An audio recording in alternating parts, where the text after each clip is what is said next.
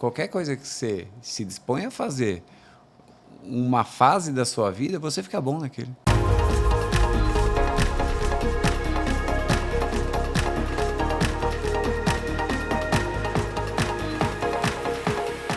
Fala, jovem, sou o Carlos Henrique, estamos começando mais um Pra Frente Cast. Hoje eu recebo aqui, olha só, pessoas extremamente importantes no meu dia a dia, parceiros incríveis, pessoas às quais eu me espelho bastante.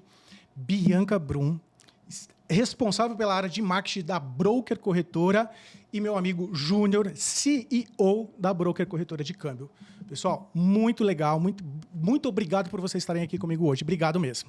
Obrigada pela oportunidade. Obrigado, Carlos. Um prazer estar sempre com você, batendo papo com os amigos de mercado. Sim. Esse mercado que é pequeno e é gostoso ter esse ambiente, né?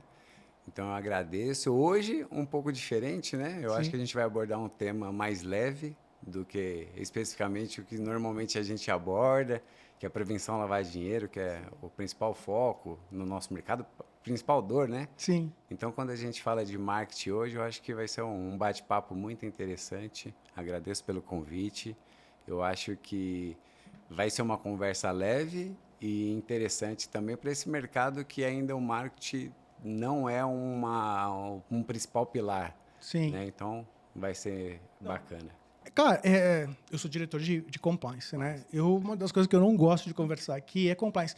Não do ponto de vista da vontade em si. Não, a vontade, obviamente, que ela existe e sempre vai existir.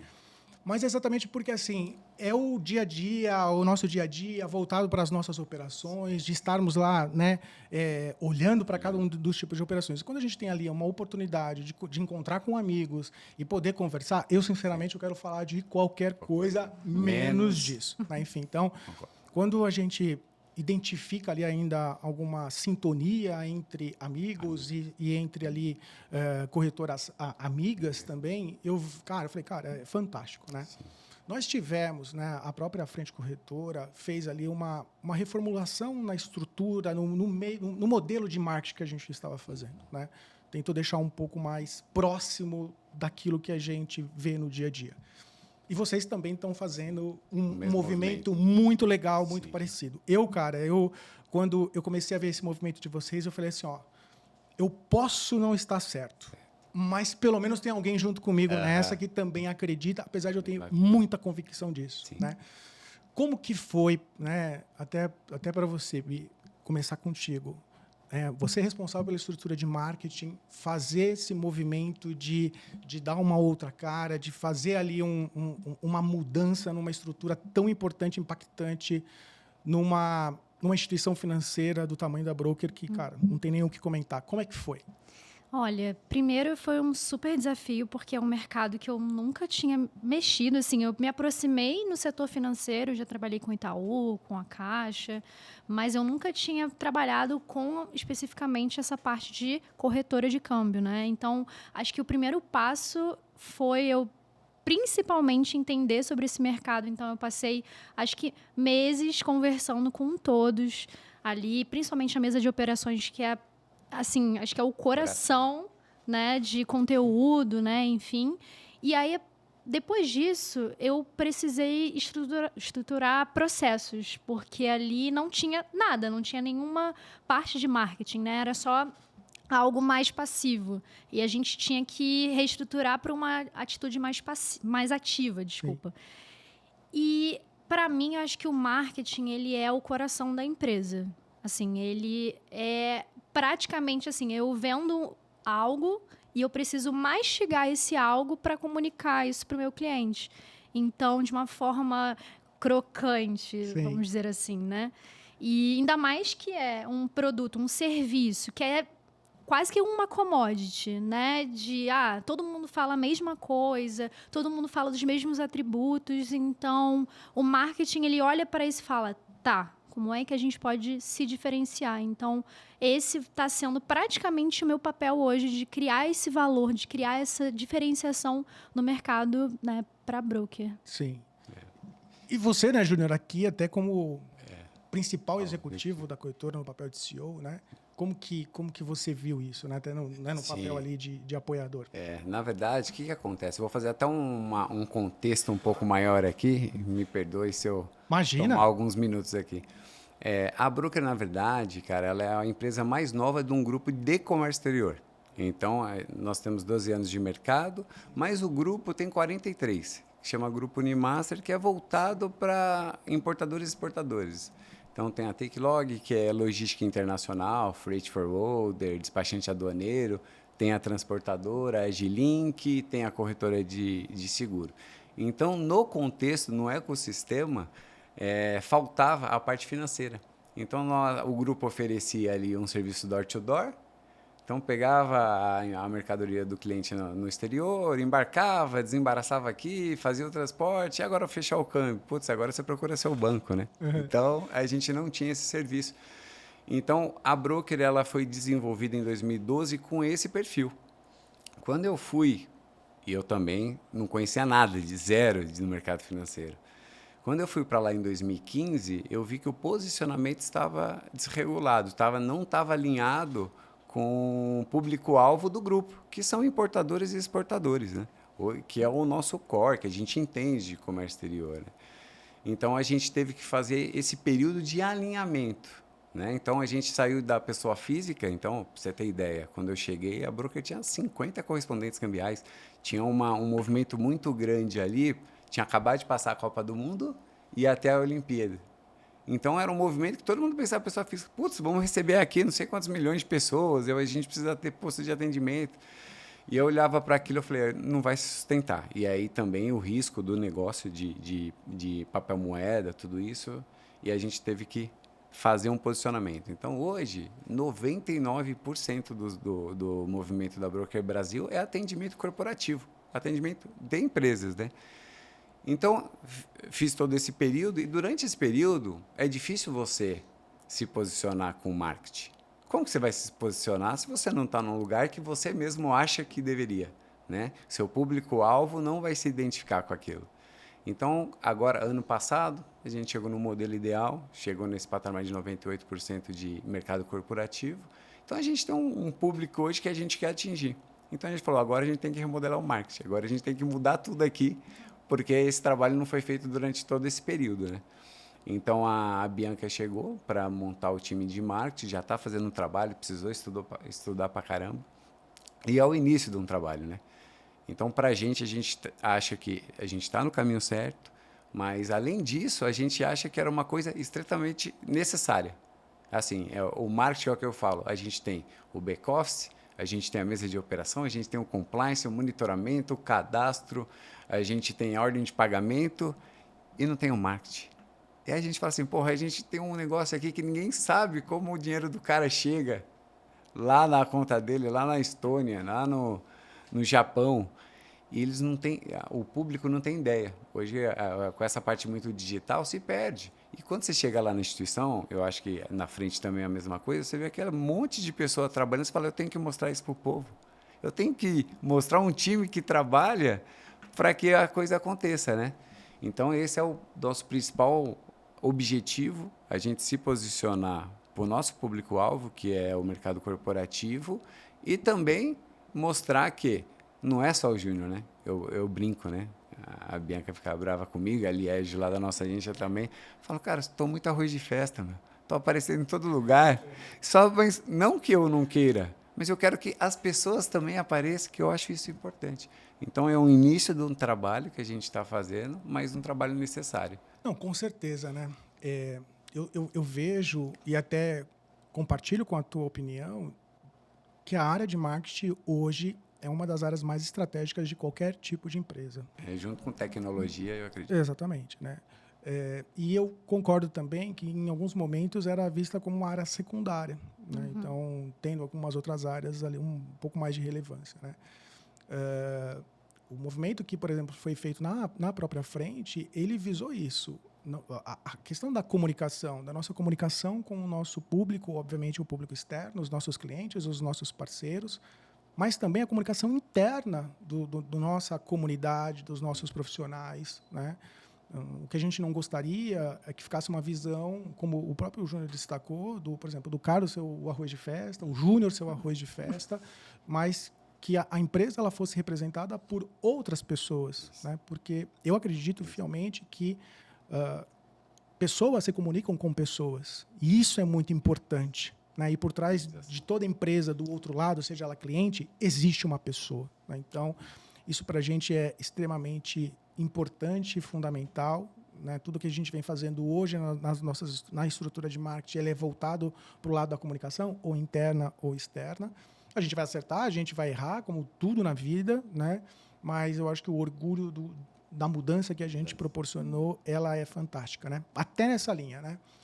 O que vocês tiveram ali de percepção do que mudou, né? O que vem mudando o lado dessa comunicação, né, trazido pela estrutura de marketing, em relação à gestão da empresa como um todo, né? Então você muda a visão também interna, né? Como que tá sendo isso, essa visão relacionada à empresa, né, como um todo? Sim. É assim, essa parte é uma parte interessante, porque 2025 foi o primeiro ano que a verba de marketing entrou no budget. Né? Eu brinco com a Bianca e a analista financeira lá. Aí, nossa, Júnior, não aumentou, né, o custo de marketing? Eu falei, é só o começo. É só o começo, porque tem que ser uma área que, como todas as outras, tem seu centro de custo e a gestora tem que realmente fazer uma gestão ali daquele recurso, como é no back-office, né? O back-office, por exemplo, você não vai ter um analista ali que não produz. Né? Então, tem a sua função fim ali e o marketing também. Então, hoje lá na Broker, foi o primeiro ano que a gente colocou um budget real. Obviamente, entrava no centro de custo administrativo, que eu acho que a maioria das instituições de pequeno e médio porte fazem isso. Putz, o que é isso aqui? Ó? Eu vou pagar agência, vou fazer um evento. É tudo administrativo. Então, ele passa a ser uma coisa na vala comum. Então, a gente já tem uma verba. Então, por exemplo, a gente vai investir, ser um expositor da Intermodal é o nosso primeiro passo para o que a gente quer atingir. Né? Então, assim, vai ter que fazer parte da operação. O custo é um custo da operação. Se você tiver, é o que eu brinco com todo mundo, cara, a gente pode estar perfeito aqui, ó, o sistema funcionando, todo mundo gosta do nosso serviço, o operador os clientes amam o operador e tal. Se a gente não conseguir vender isso, vai virar um escritório aqui. Então, o marketing é o motor lá da frente, né? O propulsor que vai trazer, que vai ajudar a trazer negócio e manter um relacionamento saudável com o seu cliente. Não, e é engraçado que quando a gente teve ali a questão de alguns direcionamentos, vamos colocar assim, de verbas, a gente estava defendendo literalmente, estava fazendo o papel da Bianca, estava defendendo a minha verba, né? Dinheiro não é briga em todo lugar. Né? Não, mas aí eu perguntei assim, ó, legal, e se eu fizer uma ação de marketing e render muito lucro para a empresa? Vai entrar para o lucro de quem? De qual estrutura? É isso. Ah, de vendas? Opa! Isso. Ué, mas vendas tem a verba dela para fazer. Então, assim, eu concordo que eu tenho que ter as verbas né, a verba e tenho que ter um posicionamento, tem que ser cobrado em relação ao que eu estou fazendo, qual é o retorno que tudo aquilo tem que ser, né? Obviamente, nós trabalhamos numa empresa, mas gera muita questão de lucro, né? Sim. E quando eu digo lucro não é somente sobre dinheiro, é sobre impacto sobre as pessoas, impacto sobre o nosso público interno, impacto na sociedade. Então, assim, tudo isso, ele traz um peso muito maior para tudo aquilo que a gente vem vivendo, né? Então, ele muda o ponto de vista da percepção da própria empresa como um todo do que está acontecendo. Não, sem dúvida, Carlos. E até quando a gente fala de lucro, até o equity, né? Quando a gente fala em brand, eu acho que é um dos assuntos que a gente vai tratar aqui, tem muito valor. Muito valor. E o marketing ajuda a construir o brand. Sim. Entendeu? Então, assim, como você quer construir uma marca forte sem comunicar adequadamente, da maneira correta e gastando da maneira correta também. Então, é o que eu falo, é assim, lá na Broker a gente tem as áreas no Bill, que não tem faturamento direto, mas eles são importantíssimos para o faturamento, né? Então, é o que eu falo assim, putz, se a gente for pensar, qual área realmente traz o dinheiro para dentro da instituição? A área de negócios. porque obviamente tem a parte de tesouraria também que traz, mas tirando essas duas áreas, todos são departamentos de suporte importantíssimo para a instituição, importantíssimo. E o marketing é uma delas. Não é porque não tem faturamento direto, às vezes você não consegue medir resultado por conversão, alguma coisa, que não tem que ter. Para mim, assim, hoje é muito claro que um ponto para frente, se você não tiver uma área de marketing, você vai navegar sem bússola. Não, e eu vou falar para você, tá? Até pelo fato de a gente ser amigo, né? Sim. Eu sei que vocês estão fazendo toda essa, vamos colocando assim, trilhando essa nova rota, que eu acho fenomenal, mas você vai se surpreender, meu amigo. Você vai se surpreender porque eu concordo contigo. Hoje, dentro da própria frente corretora, temos a área de tesouraria, que gera receita, a área de negócio gera receita, o nosso marketing gera receita. O nosso marketing gera receita. Então, o que dá para medir direto, eu acho que sim, vai ter muita coisa que você não consegue medir. Quanto que provavelmente evoluiu o custo de brand da frente? Sim. Então, assim, às vezes o que eu falo assim, é esse valor que às vezes não é medido imediatamente. Ele é medido quando você for fazer um valuation. Puta, frente, eu conheço a frente. Sim. Por que você conhece a frente? Você entendeu? É esse tipo. Indireto. E às vezes é o mais importante, que aí os valores são outros. A frente ela fez aí recentemente, até por alguns movimentos de captação que a gente vem fazendo, e o nosso valuation aumentou com a questão da comunicação diferenciada. Né? Principalmente quando você olha para investidores estrangeiros que identificam a forma como a empresa em si está se comunicando e quem da empresa está se comunicando. Né? E até utilizando esse quem da empresa está se comunicando, o que vocês estão vendo, né, Bianca, do ponto de vista do dia a dia, entre aspas, operacional, e você, obviamente, até por ser o principal executivo da empresa, relacionado ao papel da liderança. Né? Então, o papel da liderança, eu coloco gestores, líderes de cada uma das estruturas da broker, entre aspas, para também ajudar a fomentar esse lado de comunicação e marketing da broker. Como que está sendo? Assim, uma coisa, até antes de responder a sua pergunta, um aspecto que ele falou que é muito importante é que, por exemplo, essa parte do branding, ele de fato não tem um valor monetário, mas ele tem um valor agregado no final das contas. Então, para o cliente, ele vai se fidelizar, né? Ele vai ser leal à sua marca se de fato ele conseguir ver valor naquilo. E o marketing cria essa conexão com o cliente de fato, né? E o branding, ele é muito maior do que isso. E aí, por exemplo, a Intermodal, a gente está criando uma oportunidade de marca, né? Claro, a gente pode receber milhões de leads depois disso. Ou pode não receber, né? Não converter. Mas só o fato da gente estar conseguindo ali colocar nossa marca, divulgar nossa marca, mostrar que a gente tem valor, mostrar nossos atributos, eu acho que isso é maior do que qualquer outra coisa, porque o retorno vem, só que não vem de imediato. A gente está falando de branding, a gente está falando de divulgação, então ele vem a longo prazo, mas ele vem. Sim. Se é um trabalho bem feito, se é um trabalho que é pensado em etapas, em processos, e não necessariamente em KPI, mas sim, é importante, né?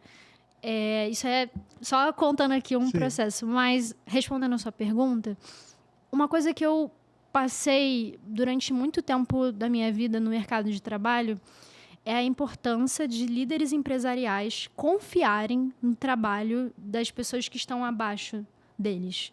Porque quando eles confiam, eles dão um voto ali de valor para aquele cara. Então, poxa, o cara tá ali, tem assim, conhecimento, fez curso, né?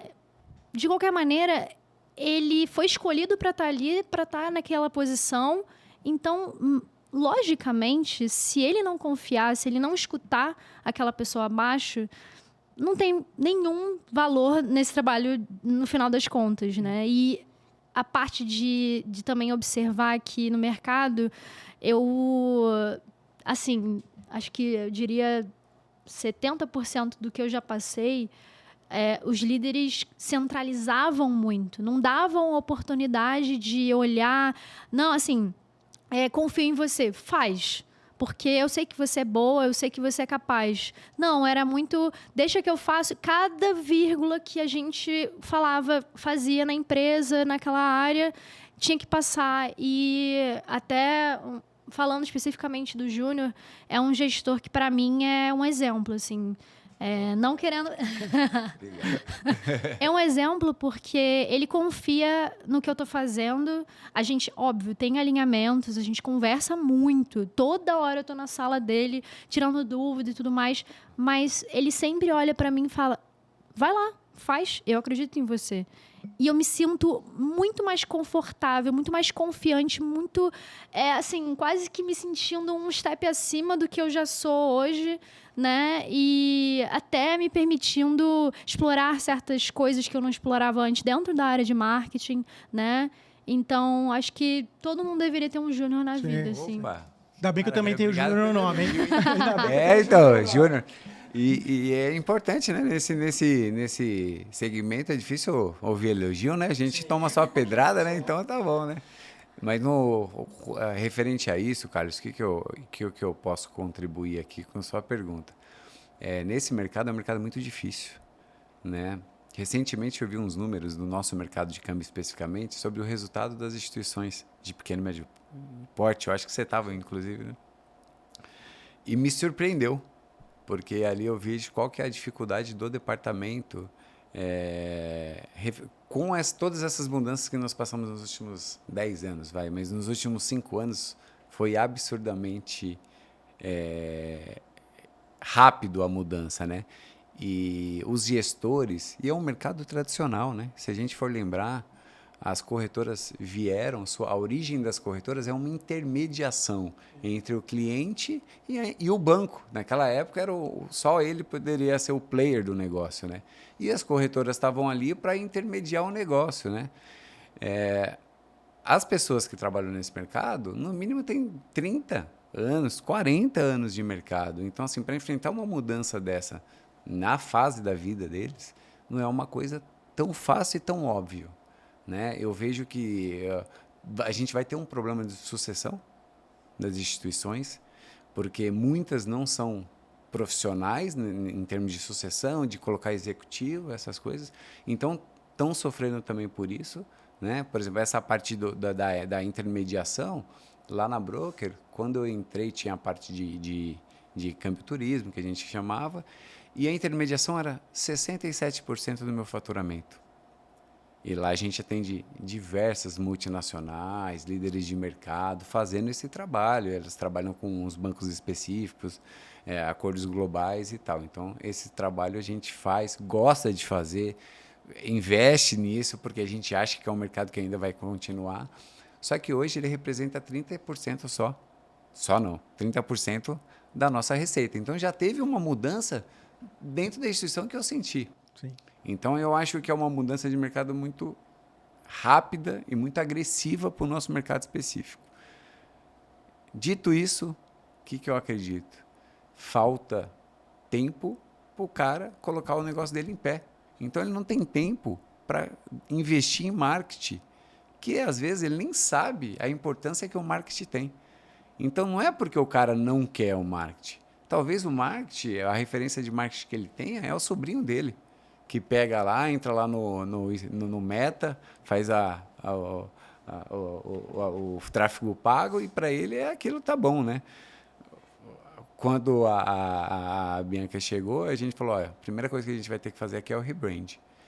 E aí ela foi estudar para fazer o rebrand. Só o estudo precisa de tempo. Precisa. Como que ela vai tratar um projeto de rebrand sem conhecer exatamente o nosso mercado e o nosso público-alvo? Como que você vai alinhar as coisas? Então, em termos dos executivos, o que eu sinto, cara? Eu acho que assim, falta tempo, falta conhecimento e falta dinheiro. Sim. E falta dinheiro. Você tem que pagar todas as contas da corretora, você tem que pagar os profissionais, obviamente, que sempre vai ser prioridade, porque a gente não pode esquecer que é uma prestação de serviço que a gente faz, né? Então, prestação de serviço, você pensa em pessoas. Então, é o primeiro ponto ali. Então, eu acho que é muito esse mix, sabe? Não é porque o cara não pensou. O cara pensou. Só que ele tem 200 outras coisas para pensar. Sim. E se ele não tiver uma estrutura, ele não consegue.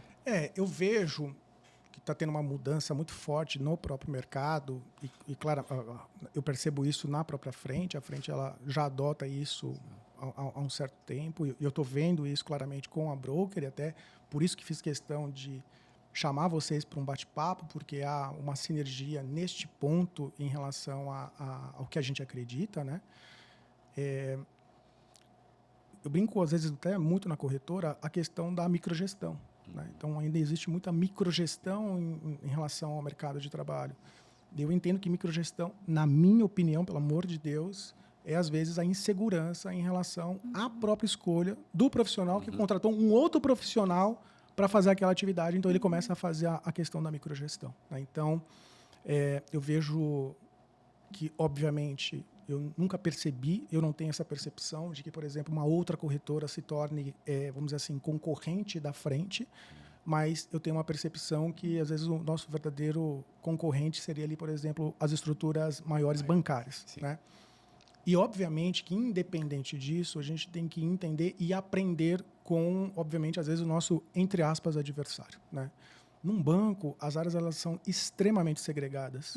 Né? Já numa corretora, as chances de uma pessoa fazer mais do que uma coisa é praticamente quase que impossível não fazer. Né? Então, mas isso acaba, às vezes, trazendo ali a questão da microgestão. Né? Então, eu acho que profissionais como o próprio Júnior, no papel de CEO dele, ele tem que exercer esse papel de uma forma plena que ele permita com que cada um exerça a própria atividade. Então, outro dia eu estava conversando com um liderado meu.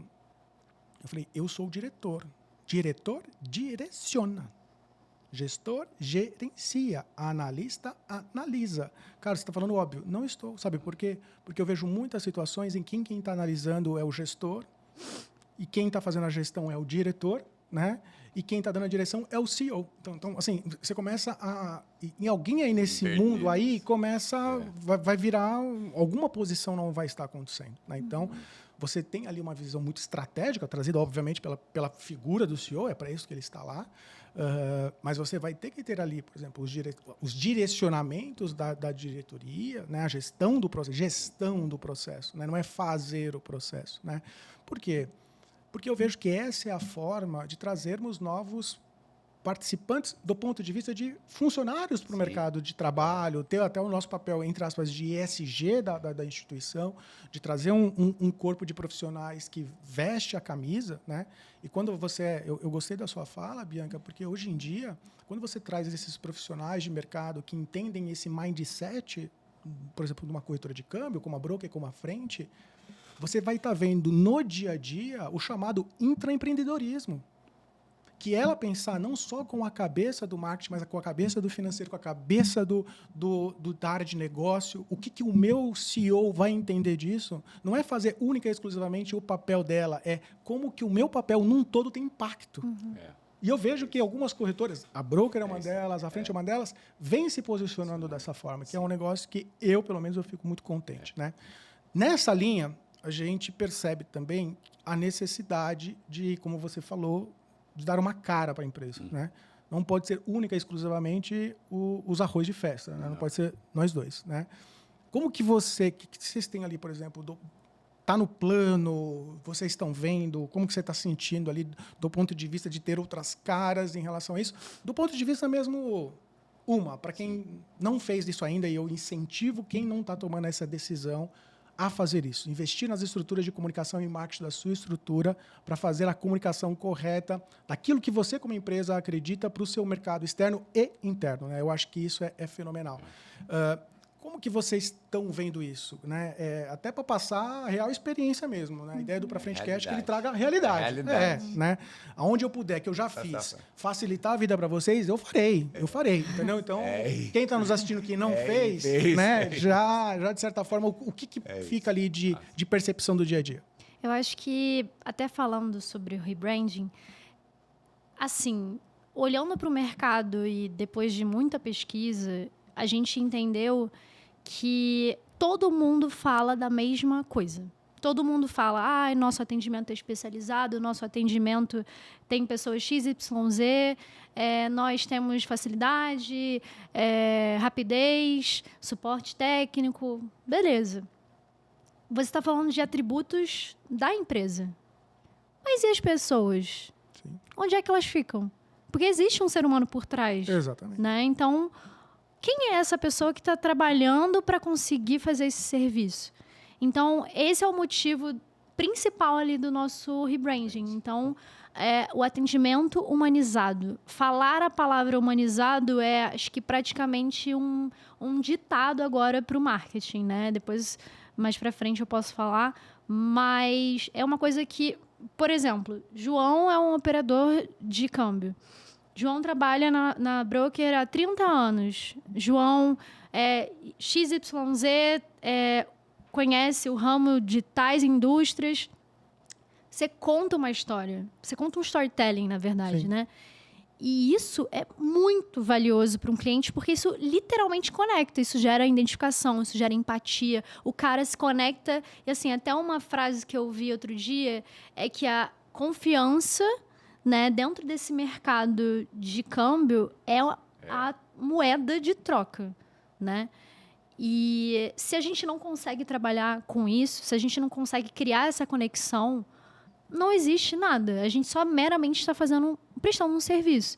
Então, se a gente coloca cara, se a gente coloca rosto, se a gente fala da história desse cara, minimamente a pessoa vai prestar atenção. Minimamente ela vai ver que não são robôs que estão me atendendo, né? Não é mais a inteligência artificial que, ao meu ponto de vista, eu até estava conversando outro dia com uma amiga que acho que de uma empresa que ela trabalhava, o diretor decidiu acabar com toda a equipe de operação e marketing, mas era de outro ramo, e substituir por inteligência artificial.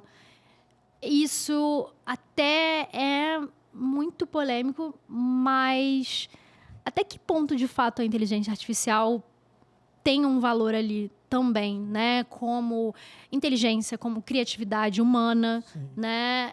Não sei, assim...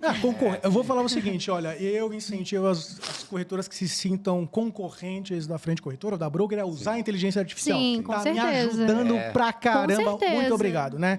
Não tem como concorrer. Não tem pessoas se conectam com pessoas, por trás de toda empresa existe uma pessoa. É o tipo de coisa que, assim, ninguém nunca vai me convencer, né?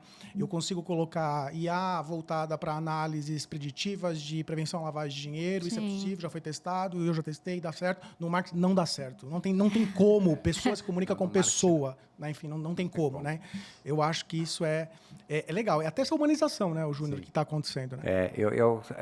Só complementando o que a Bianca falou, um dos principais pilares dessa nova etapa do nosso marketing é trazer as pessoas para se comunicarem com o nosso público, com os nossos clientes, né? Que não é uma tarefa fácil, né? Não é uma tarefa fácil. Porque dentro das áreas tem pessoas extremamente técnicas, extremamente capacitadas, competentes, mas na hora de se comunicar não se sentem à vontade. E eu sempre brinco, né? Eu falo, você não se sente à vontade porque você não treinou, não praticou, não fez.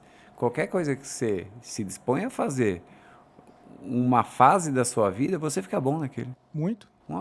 Teve uma fase da minha vida que eu comecei a correr. Nunca corri, não tinha tênis. Comecei a correr. Cheguei a fazer meia maratona. Porque toda semana eu ia ali e corria 4 quilômetros. Aí corria 5, 6. Chega uma hora que você fala, eu consigo fazer isso. E outra coisa é a insegurança natural que todo mundo tem. Todos os humanos têm uma insegurança. Você fala muito bem, você fala assim, agora você vai falar com uma plateia de 6 mil pessoas. Duvido que não vai bater uma insegurança. Seja quem for, se o cara não estiver acostumado com aquilo, ele vai ali ter uma insegurança natural. Então, o nosso maior desafio é quebrar essa barreira da insegurança natural, porque a gente não quer ninguém perfeito, porque ninguém é perfeito. Você entendeu? Ninguém é perfeito. Eu acho que assim, a comunicação... aí você fala assim, tem que ser uma coisa humanizada, mas humanizada de uma forma real. Sim. Que a gente quer que as pessoas se comuniquem, cada um com o seu perfil.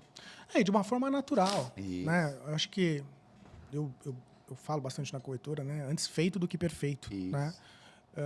Eu acho que o grande papel de toda a liderança, e aí, obviamente, olhando ali muito para a posição do Júnior, da minha posição até como C-Level também, é incentivar a nova geração. Né? E aqui eu não estou falando de idade, eu estou falando de quem está entrando. Né? Então, eu não tenho hoje nenhum problema com erro. Nenhum profissional até hoje, na minha carreira, chegou para mim e falou, olha, chefe, Carlos, olha, errei e foi penalizado por isso. Nenhum.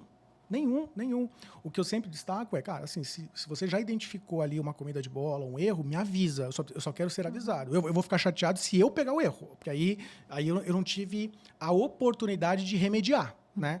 Mas por quê? Porque eu acredito fielmente nisso que o Júnior destacou, que a nova geração, quem está entrando, quem está começando numa nova casa, quem, de certa forma, está começando numa nova atividade, ele naturalmente, eu preciso muito mais da vontade dele de querer fazer acontecer do que, às vezes, ficar muito tempo buscando a perfeição e não consegue, e não trava. Não, vai!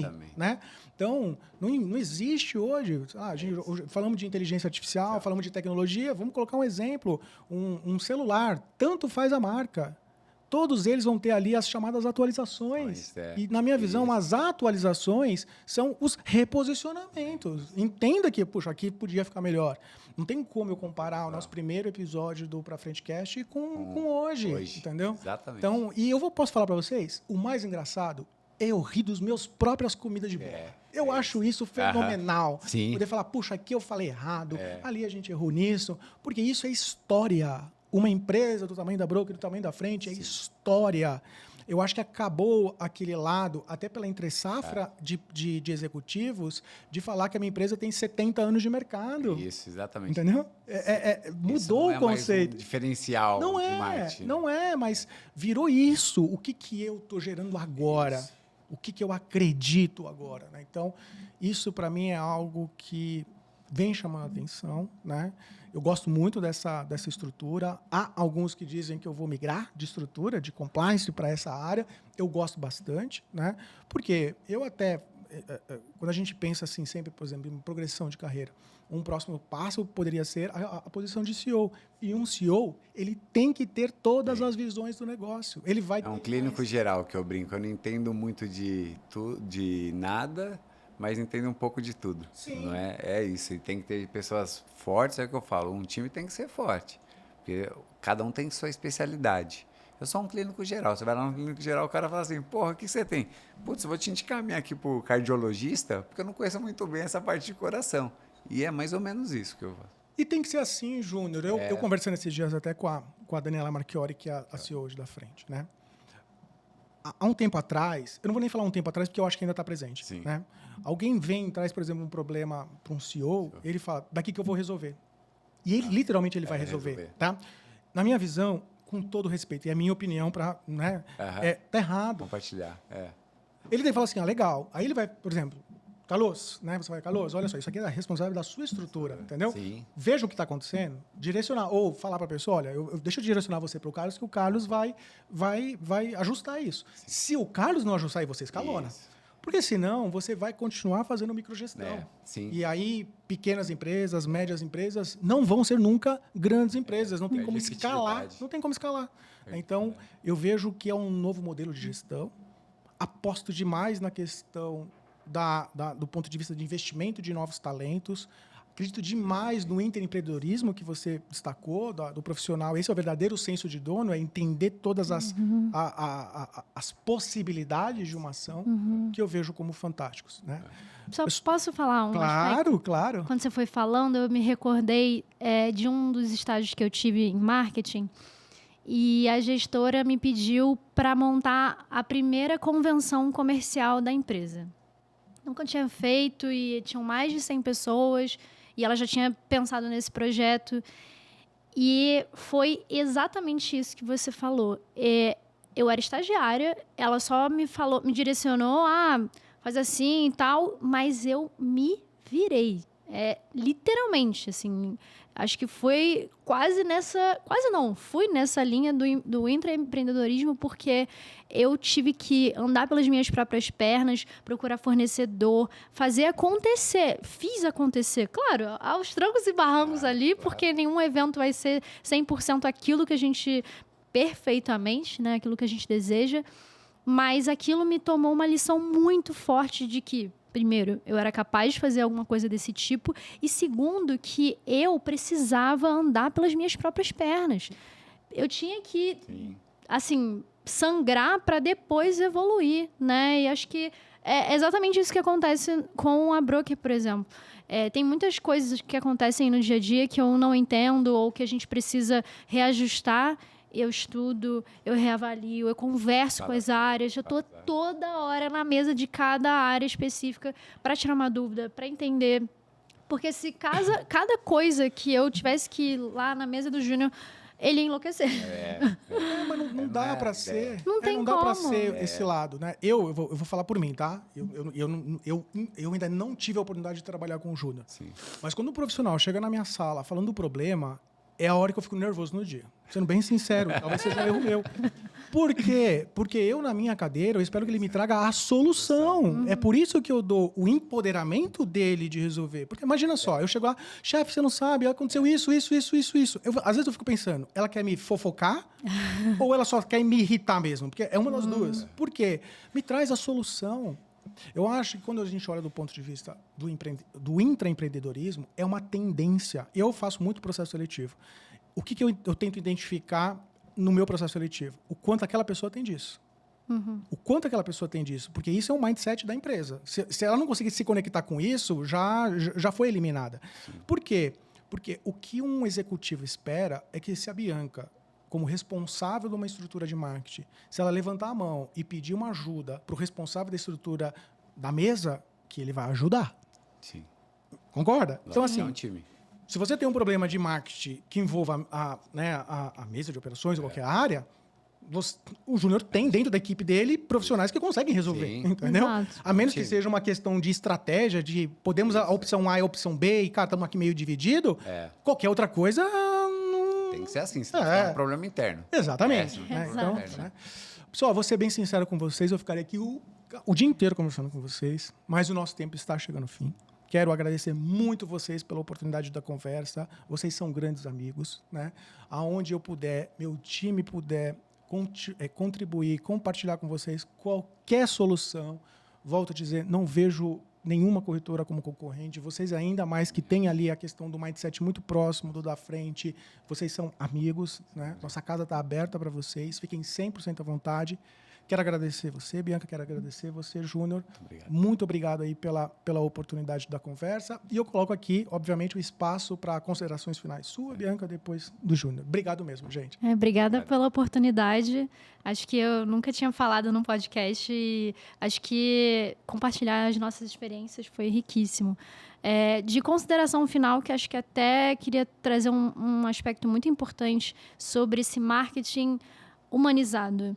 Esses dias eu estava até vendo, eu perdi, né, a oportunidade que vai ter agora, eu não lembro qual mês de 2025, mas vai ter um evento do lançamento do livro do Kotler, que é o pai do marketing, né, sobre marketing human to human, que ele fala especificamente sobre a importância disso para as empresas e para o futuro das empresas. E é muito interessante, eu convido a todos, né, a entender um pouquinho mais sobre isso. E só mais um aspecto que eu queria ilustrar justamente essa parte da humanização. Esses dias eu estava vendo uma série e me chamou muito a atenção porque era uma coisa muito bobinha. Era uma garçonete e ela confundiu um pedido de um cliente. E essa moça ficou meio irritada ali. E aí, automaticamente, ela perguntou para a moça assim, mas e como está o seu cachorro, fulano? Você tinha me dito que ele estava mal, não sei o quê. Ela foi contando quase que em detalhes ali o que tinha acontecido. E, na hora, a moça parou e... não, é verdade e tal. E ela esqueceu até que o pedido tinha sido errado. Ela, não, pode deixar. Isso, para mim, é o marketing human to human, é o marketing humanizado e que todas as empresas precisam ter essa consciência de hiperpersonalizar essa experiência cada vez mais para se conectar, para gerar valor para esse cliente. Isso. Do meu lado, Carlos, obrigado mais uma vez. Bom sempre te ver. Quando você falou comigo no evento, putz, Júnior, vamos bater um papo lá. Cara, foi um prazer para mim. Essa parte de concorrência entre corretoras, para mim, é um delírio de qualquer um que pense assim. Para mim, corretora não é concorrente. Nosso mercado é muito nichado para a gente pensar em concorrência entre os players. Eu acho que tem mercado para todo mundo, os novos entrantes. E esse tipo de bate-papo é interessante para a gente compartilhar a ideia, evoluir as pessoas, evoluir o mercado. É bom para todo mundo, né? Só mais uma coisa, esse mercado é um mercado que eu sou muito grato. Quando eu entrei em 2015, eu não conhecia ninguém. Fui a Bracão, qual ainda faço parte lá, sou vice-presidente do conselho, mas tive nessa trajetória muitas pessoas que me ajudaram. Então, sempre vou ser grato das pessoas no mercado e o que eu puder contribuir, estou sempre à disposição. Agradeço mais uma vez e até a próxima. Né? Não, com certeza. Episódio incrível, né, pessoal? Duas grandes corretoras, frente corretora, broker, e um ponto que o Júnior destacou e eu também destaquei aqui, acreditem, a concorrência está na parte de baixo. Na parte de cima, a gente se ajuda. Quer ir para frente? Vem com a gente. Tchau, tchau, pessoal. Um abraço.